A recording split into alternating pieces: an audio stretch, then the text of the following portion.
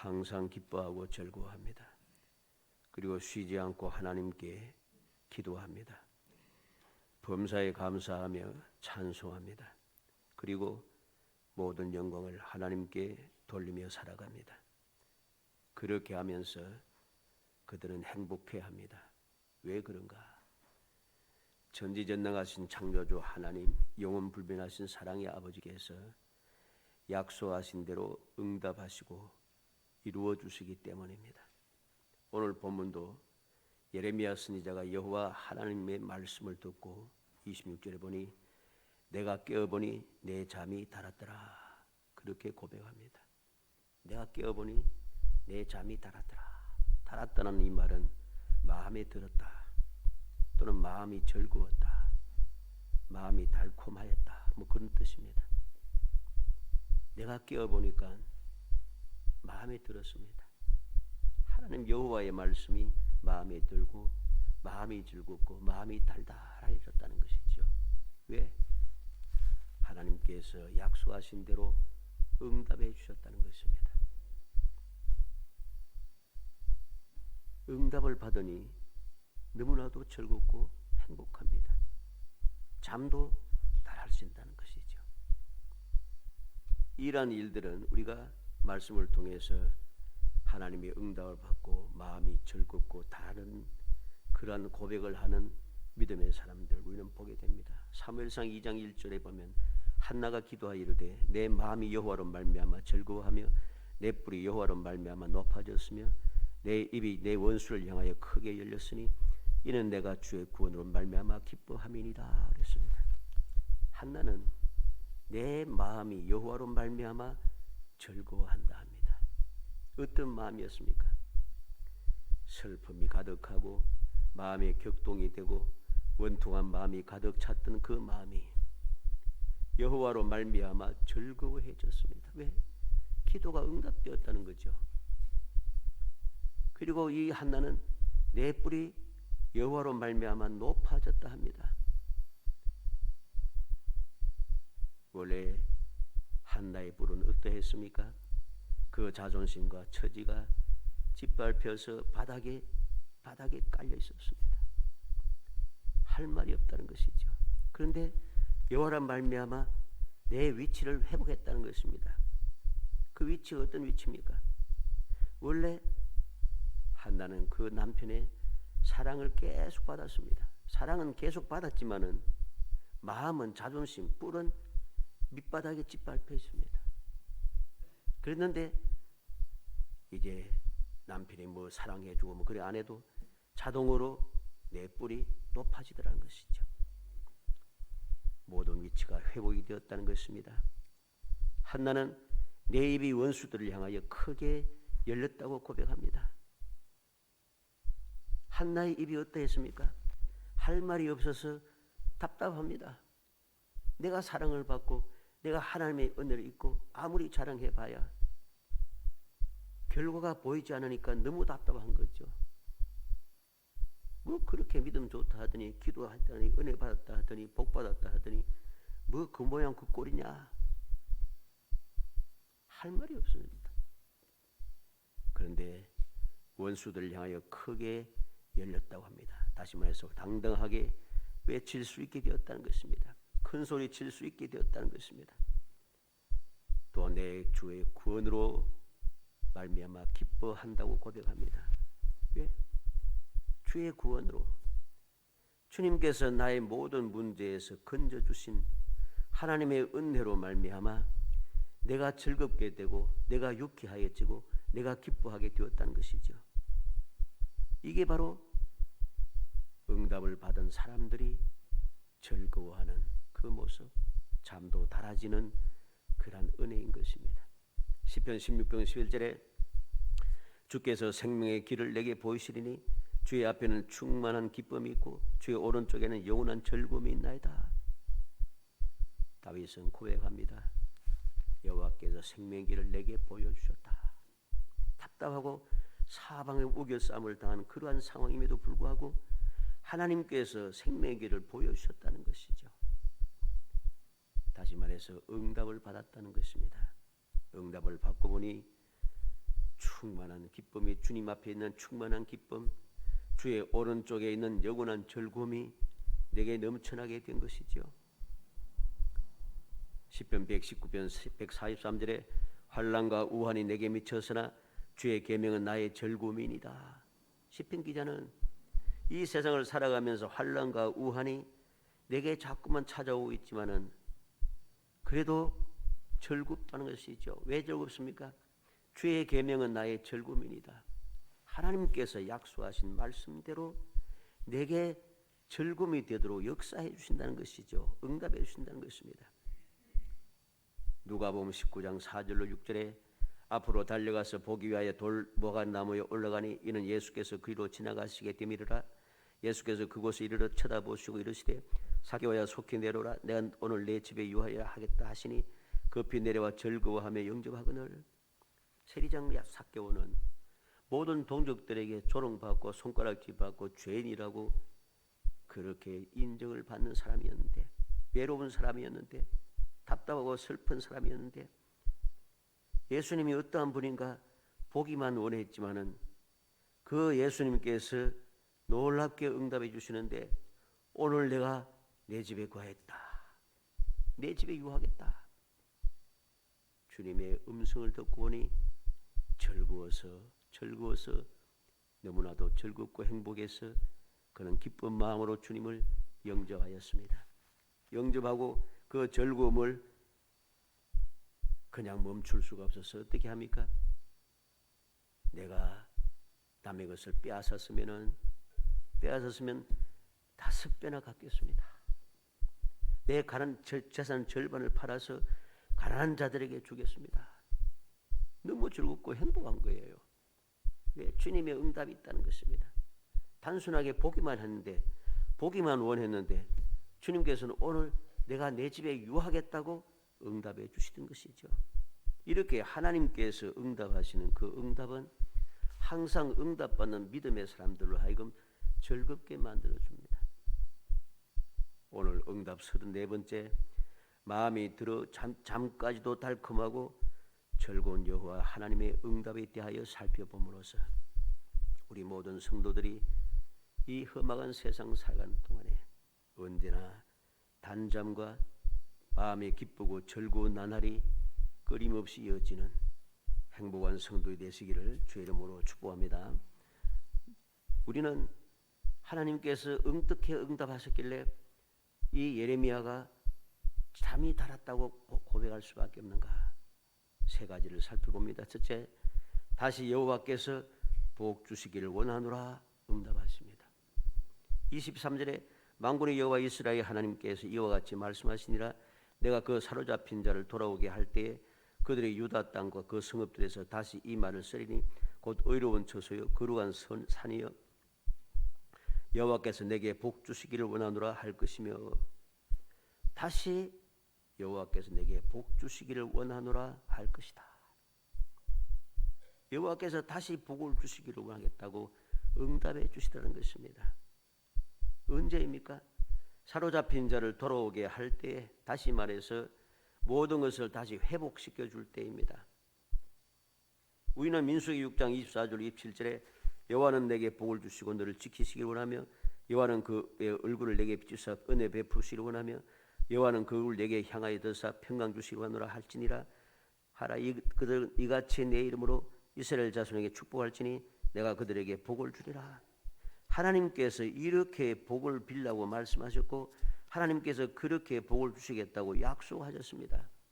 그런데 이스라엘 백성들이 이 하나님의 크신 은혜를 저버리고 하나님의 은혜에서 배반하며 우상을 섬기며 죄악을 행함으로써 이 놀라운 하나님의 축복에서 벗어나게 된 것이죠. 그러나 하나님께서는 이미 약속하십니다.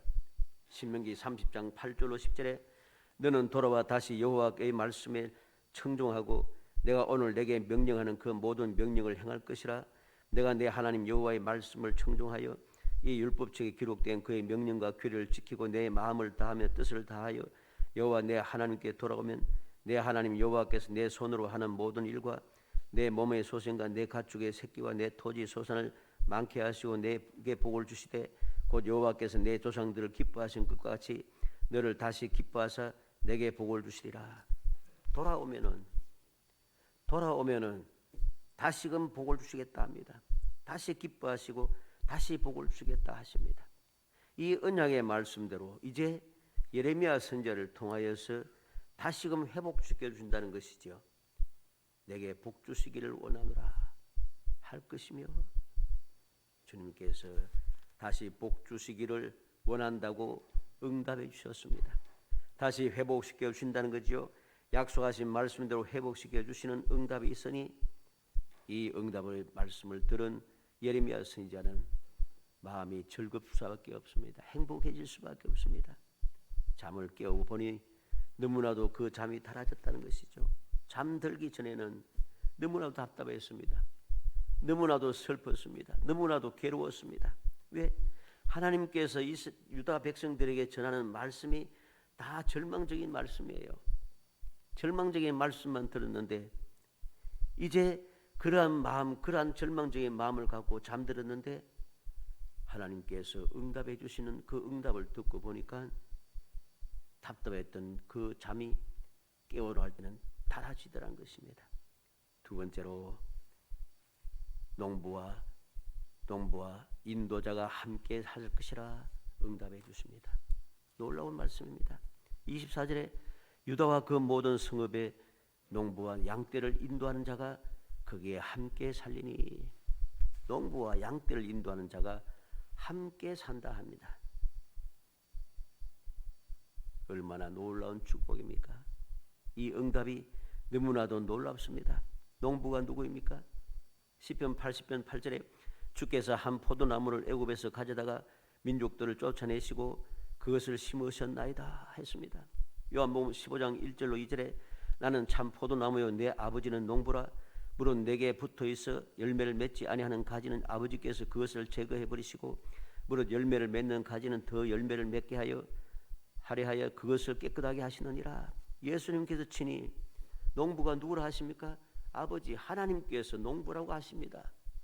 하나님께서 나의 농부가 되셔서 나를 위해서 모든 것이 잘 되게 많은 열매가 맺도록, 열매가 더 많이 맺도록 역사해 주신다는 것입니다. 돌봐 주신다는 것이죠. 그리고 양떼를 인도하는 자 그랬습니다. 양떼를 인도하는 자가 누굽니까?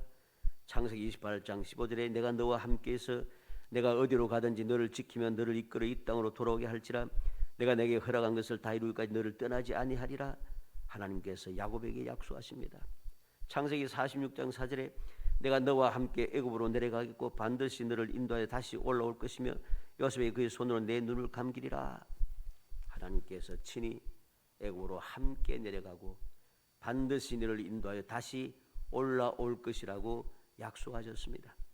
출애굽기 13장 21절 22절에 여호와께서 그들의 앞에서 가시며 낮에는 구름 기둥으로 그들의 길을 인도하시고 밤에는 불 기둥을 그들에게 비추사 낮이나 밤이나 진행하게 하시니 낮에는 구름 기둥 밤에는 불 기둥이 백성 앞에서 떠나지 아니하니라. 이스라엘 백성들을 애굽에서 이끌어내시고 약속의 땅에 이르기까지 항상 밤낮 없이 불과 구름 기둥으로 그들을 인도해 주시더라는 것입니다. 예수님께서 친히 말씀하십니다. 나는 선한 목자라. 요한복음 10장 11절과 14절의 말씀이죠. 나는 선한 목자라. 우리를 인도하는 양된 우리를 인도하는 선한 목자라고 주님께 친히 말씀하셨습니다. 그리고 요한계시록 7장 16절로 17절에 보면 그들이 다시는 줄이지도 아니하며 목마르지도 아니하고 해나 아무 뜨거운 기운에 상하지도 아니하리니 이는 보좌 가운데 계신 어린 양이 그들의 목자가 되사 생명수 샘으로 인도하시고 하나님께서 그들의 눈에서 모든 눈물을 씻어 주실 것임이라. 어린 양 대신 예수님께서 친히 목자가 되셔서 생명수 샘으로 인도하신다 합니다. 생명샘으로 인도했습니다. 우리는 이렇게 농부가 되신 하나님께서 양떼를 인도하시는 선한 목자 되신 주님께서 항상 함께 산다는 것입니다. 함께 산다는 것입니다. 주님께서 내가 아버지 안에 아버지가 내 안에 우리가 너희 안에 거하겠다고 약속해 주셨습니다. 이 놀라운 응답을 하나님께서 응답을 해 주시니까 이 응답을 받은 예레미야는 즐거울 수밖에 없습니다. 그 잠이 너무나도 달았습니다. 행복했습니다. 그래서 그는 깨자마자 내 잠이 달았더라고 고백할 수 있었다는 사실입니다. 마지막 세 번째로 상쾌하고 만족하도록 응답하셨다는 것입니다. 이렇게 즐거울 수밖에 없는, 단잠이 될 수밖에 없는 이유입니다. 상쾌하고 만족하도록 응답하신다. 25절 26절에 이는 내가 그 피곤한 심령을 상쾌하게 하며 모든 연약한 심령을 만족하게 하였음이라 하시기로 내가 깨어보니 내 잠이 달았더라. 피곤한 심령을 상쾌하게 한다 했습니다. 피곤하다는 말은 지쳐서 활기가 없다는 것이고 목마르고 쇠잔했다는 뜻입니다. 그리고 심령을 상쾌하게 한다. 이 상쾌하게 한다는 말은 만족하게 한다는 말입니다. 어떻게 만족하는가? 갈증을 풀어서 물을 가득 채워서 피를 가득 채워서 만족하게 한다는 것입니다. 그리고 연약한 심령을 만족하게 한다 그랬습니다. 연약한 심령이 무엇입니까? 갈망하는 심령, 신음하는 심령, 근심하며 슬퍼하는 심령을 말합니다. 내가 갈망하고 부족해서 무엇인가 이루기를 간절히 원한다는 것이죠. 누나도 힘들고 지치고 어려워서 신음하고 있다는 것입니다. 모든 문제가 어떻게 해결할 줄 몰라서 근심하며 방법이 없어서 슬퍼한다는 것입니다. 이러한 연약한 심령을 만족하게 한다 그랬습니다. 이 만족하게 한다는 말은 상쾌하게 한다는 말입니다. 원래 이게 심령을 상쾌하고 그 마음을, 심령을 만족하게 한다 이렇게 했습니다만은 원래 상쾌하게 한다는 말은 만족하게 한다는 말이고 만족하게 한다는 말은 상쾌하게 한다는 말입니다. 뜻이 다릅니다. 만족하게 한다는 말은 상쾌한다는 것인데 이 말이 무슨 뜻이냐 하면 충만하게 하고 성취하여 주고 다시 채워준다. 그런 의미가 됩니다. 하나님께서 연약한 심령을 충만하게 하고 모든 문제를 해결하여 주고 다시 가득 채워주시다는 것이죠. 이렇게 상쾌하게 만족하도록 응답해 주신다는 것. 이 응답을 받고 나니 예레미야는 너무나도 기쁘고 즐거웠다는 것이 행복할 수밖에 없습니다. 시편 103편 1절 5절에 내 영혼아 여호와를 송축하라. 내 속에 있는 것들아 다 그의 거룩한 이름을 송축하라. 내 영혼아 여호와를 송축하며 그의 모든 은택을 잊지 말지어다. 그가 내 모든 죄악을 사하시며 내 모든 병을 고치시며 내 생명을 파멸에서 속량하시고 인자와 긍휼로 관을 씌우시며 좋은 것으로 내 소원을 만족하게 하사 내 청춘을 독수리같이 새롭게 하시는도다.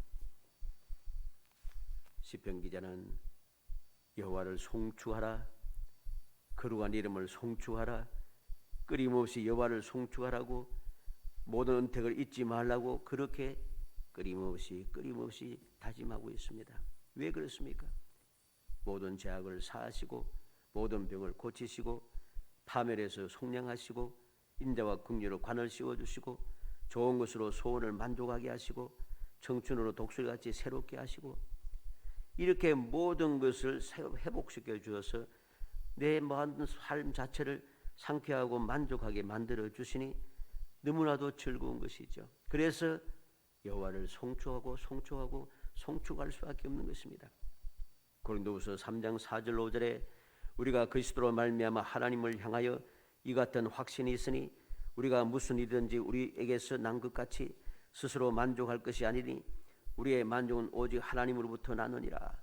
바울 사도는 우리의 만족은 하나님께로부터만 난다는 것입니다. 오직 하나님께로부터 나느니라. 그래서 바울 사도는 주님을 만나기 전에는 만족함이 없었습니다. 근데 주님을 만나고 나서부터 모든 것이 만족했습니다. 심지어는 병약한 것조차도 그는 만족했습니다. 그래서 약함을 자랑한다고 고백했죠.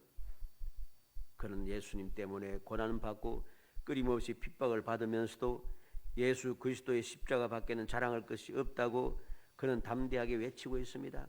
이유가 무엇입니까? 우리를 상쾌하게 하고 만족하게 하시는 분은 오직 하나님뿐이시라는 사실을 그는 깨달았기 때문입니다. 이 사실을 알고 보니 이러한 상쾌하고 만족한 응답을 주셨다는 이 사실만 해도 너무나도 잠이 달할 수밖에 없고 깨우고 보니 너무나도 행복할 수밖에 없는 것입니다.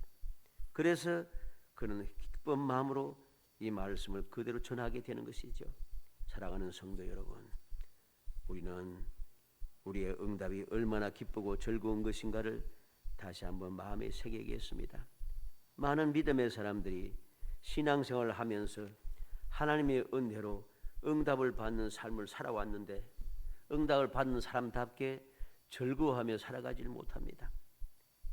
기뻐하며 살아가지 못합니다. 만족하게 살아가지 못합니다. 행복한 마음으로 주님께 영광 돌며 살아가지 못합니다.